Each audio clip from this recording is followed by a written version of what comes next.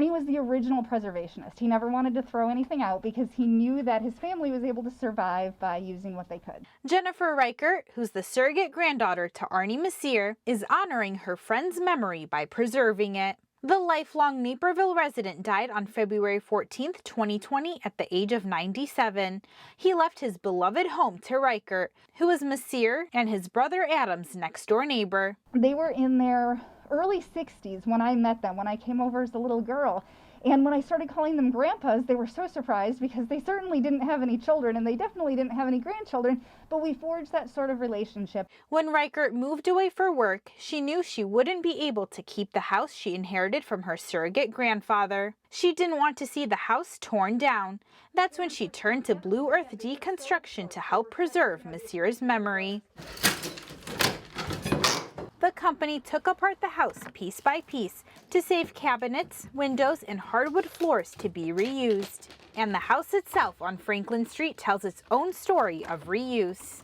They actually took pieces of the house then and used them. As we've taken apart the back porch, old pieces of siding and shingles were in there, actually kind of used as shims to bolster up different sides and make it level. The around 100 trees worth of lumber taken down will be donated to nonprofit Rebuilding Exchange to repurpose it all.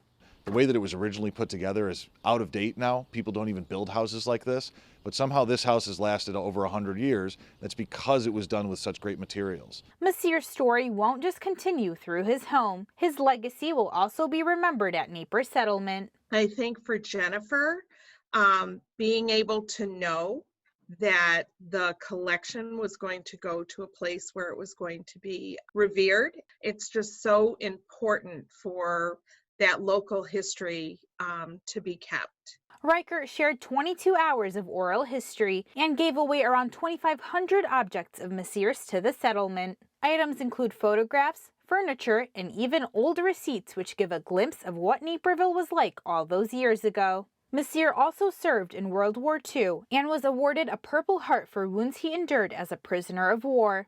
His items from that time, like his dog tags, will be showcased at a new exhibit coming to Naperville Settlement. We got this collection at this sort of same time that we were developing these stories, and it was just sort of this beautiful happenstance that we were able to use many items from Arnie's collection. The settlement's World War II exhibit, Answering the Call, will be on display April 12th.